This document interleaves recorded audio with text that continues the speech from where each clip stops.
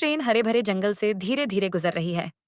रंग बिरंगे डिब्बे, धूप और यात्री मुस्कुराते हुए खिड़की से बाहर देख रहे हैं। जंगल से शरारती बंदर ट्रेन की छत पर कूदते हैं, मजेदार चेहरे बनाते हैं। यात्री हंसते हैं।